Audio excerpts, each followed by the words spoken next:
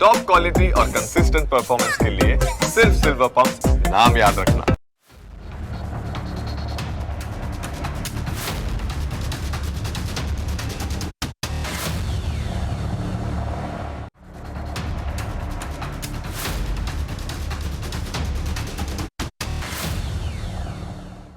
શું તમે કલ્પના કરી શકો છો કે ભારતની સંસદમાં બેસનારી કોઈ વ્યક્તિના તાર સીધા પાકિસ્તાન સાથે જોડાયેલા હોઈ શકે?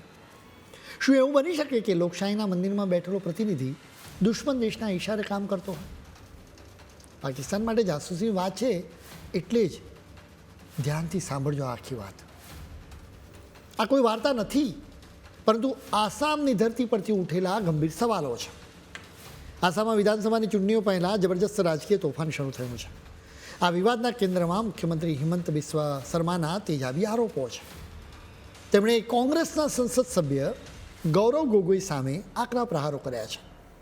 શર્માએ સીધો આરોપ લગાવ્યો છે કે ગોગોઈ દેશની સુરક્ષાને જોખમમાં મૂકી રહ્યા છે. આ મામલો માત્ર રાજકારણ પૂરતો સીમિત નથી, પરંતુ તેમાં ગૌરવ ગોગોઈ અને તેમની પત્નીના પાકિસ્તાન સાથેના કનેક્શનની વાતો સામે આવી રહી છે. આ ગંભીર સવાલો એ અત્યારે આખા રાજ્યના વાતાવરણમાં ગરમાવો લાવી દીધો છે.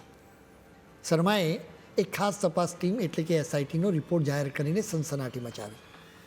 આ મામલો એટલો ગંભીર છે કે મુખ્યમંત્રીએ હવે તેની તપાસ સીબીઆઈએ અને એનઆઈએ પાસે કરાવવાની માંગણી સાથે કેન્દ્રીય ગૃહ મંત્રાલયને આખી ફાઇલ સોંપી દીધી છે. શર્માનું કહેવું છે કે એસઆઈટીના ખુલાસા રાષ્ટ્રીય સુરક્ષા સાથે જોડાયેલા છે અને આસામની એક વ્યક્તિનો પાકિસ્તાન સાથે આવો સંબંધ હોવાની જાણ દેશને કરવી એ તેમની ફરજ છે.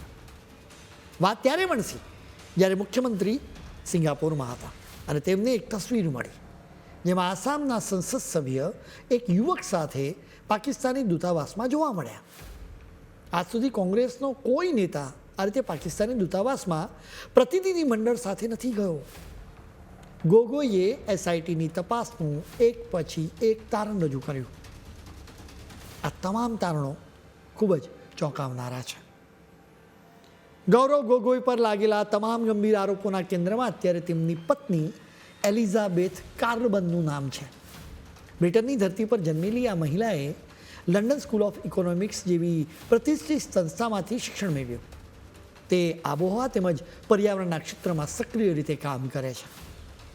તેમણે અમેરિકન સેનેટર ટોમ ઉડોલ્ડ માટે પણ કામ કર્યું હતું.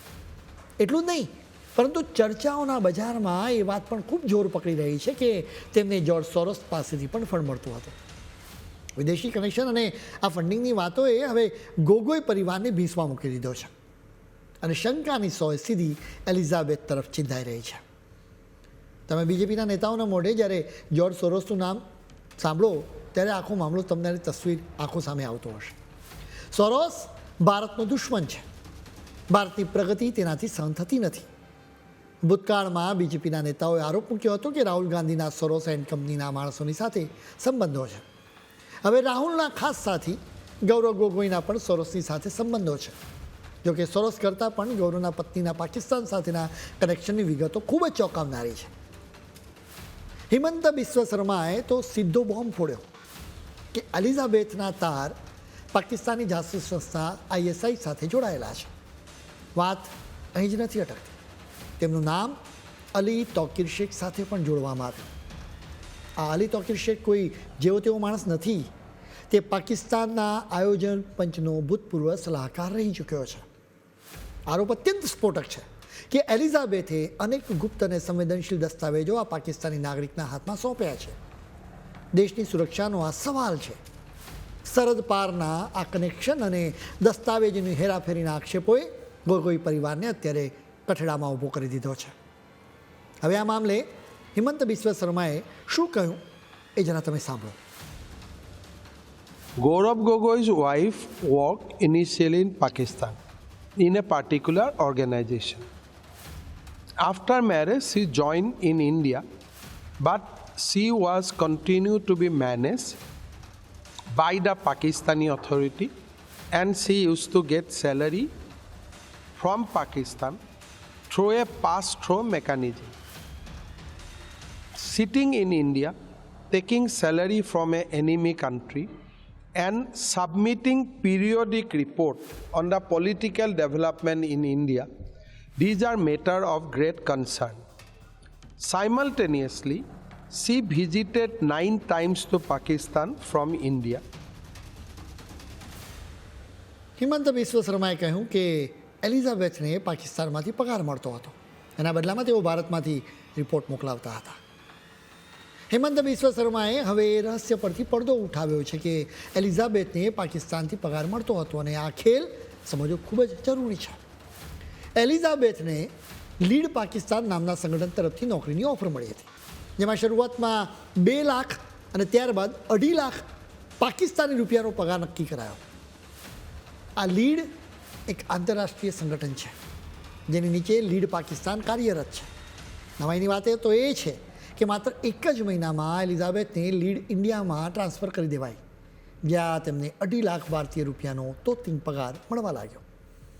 હવે અસલી ખેલ જુઓ, કારણ કે આ લીડ પાકિસ્તાનનો CEO બીજું કોઈ નહીં પરંતુ અલી તોકીર શેખ છે, જે પાકિસ્તાની જાસૂસી સંસ્થા ISIનું મોહરું હોવાનું કહેવામાં આવે છે.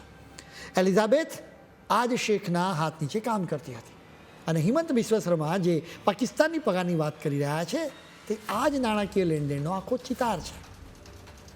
હિમંત બિસ્વ શર્માનો એક સવાલ અત્યારે સત્તાની ગલીઓમાં ખૂબ જ ગુંજી રહ્યો છે અને એ છે કે એલિઝાબેથ ભારત આવી ગયા હોવા છતાં તેમનો પગાર પાકિસ્તાની નાગરિક અલી તોકીર શેખ કેમ મેનેજ કરતો હતો. આ કાર્યકાળ દરમિયાન એલિઝાબેથની પાકિસ્તાન મુસાફરીઓ શંકાના દાયરામાં છે, કારણ કે તેઓ વારંવાર અટારી વાઘા બોર્ડરથી રોડ માર્ગે સરહદો ઓળંગી રહ્યા હતા, જે કોઈ ઉચ્ચ અધિકારી માટે અત્યંત અસામાન્ય બાબત છે. આ તરફ તેનો પાકિસ્તાની બોસ અલી તોકીર શેખ પણ ભારતમાં બેરોકટોક ફરી રહ્યો હતો, જેના હોટલમાં રોકાણ અને ટ્રાવેલની વિગતો હવે સામે આવી છે. માત્ર એલિઝાબેથની પાકિસ્તાન મુલાકાતની વાત નથી. શર્માએ ગૌરવ ગોગોઈ પર પ્રહાર કરતાં પૂછ્યું છે કે ડિસેમ્બર 2013ની 10 દિવસની પાકિસ્તાન મુલાકાત વખતે તેઓ કેમ સોશિયલ મીડિયા પરથી સંપૂર્ણપણે ગાયબ હતા. શર્માએ એવો પણ સવાલ પૂછ્યો છે કે લાહોરથી ઇસ્લામાબાદ તેમજ કરાચી સુધી યાત્રા કરવા માટે ગોગોઈને પાકિસ્તાનમાંથી કોના તરફથી મંજૂરી આપવામાં આવી રહી હતી. SITની તપાસમાં હવે એવા ચોંકાવનારા ખુલાસા થયા છે જે સાંભળીને કોઈ પણ દંગ રહી જાય, કારણ કે લીડ ઇન્ડિયાના વડા ભવન લુથરા અને સાક્ષી બનેલા કર્મચારી નાગરાજન મહાદેવને આપેલી જુબાનીએ આખા મામલાને નવો વળાંક આપ્યો છે. ભવન લુથરાની જુબાનીથી એ વાત જગજાહેર થઈ ગઈ છે કે એલિઝાબેથ કાલ્બનને અસામાન્ય રીતે ખૂબ જ મોટો પગાર ચૂકવવામાં આવતો હતો.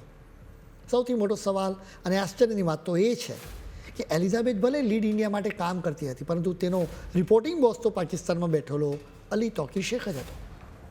આ બંને એમ પણ કહ્યું હતું કે અલી તોકીર ભારતની વિરુદ્ધ જ બોલતો રહે છે, એ ભારતીયોને ખૂબ જ ધિક્કારે છે. કામ ભારતમાં અને કંટ્રોલ પાકિસ્તાનમાં. આ કેવી રમત છે તે હવે તપાસનો વિષય બન્યો છે અને આ જુબાનીઓએ ગોગોઈ પરિવારની મુશ્કેલીઓમાં અનેક ગણો વધારો પણ કરી દીધો છે. શર્માએ એક ખાસ વાત એ કહી કે આસામમાં ગોગોઈ અને તેમના પત્નીની વિરુદ્ધ તપાસ શરૂ કરવામાં આવતા જ અલી તોકીરે સોશિયલ મીડિયા પર સફાઈ ઝુંબેશ શરૂ કરી હતી. તેણે એક્સ પરથી તેની તમામ પોસ્ટને ડિલીટ કરી દીધી.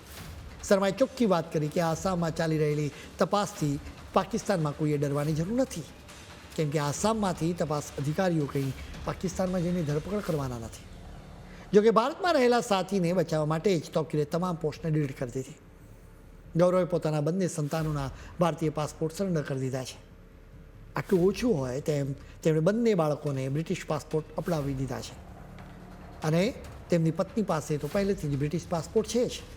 એટલે કે જે પરિવાર ભારતીય રાજનીતિમાં ઊંચા હોદ્દા પર બિરાજમાન છે તે પરિવારની આગામી પેઢી હવે વિદેશી નાગરિકત્વ સ્વીકારી લીધું છે. ભારતની ધરતી પર રાજનીતિ અને રક્તમાં પરદેશી પાસપોર્ટનો આ મોહ ઘણું બધું કહી જાય છે. 14થી 24 ડિસેમ્બર 2013 દરમિયાન ગૌરવ ગોગોઈ પાકિસ્તાન ગયા હતા.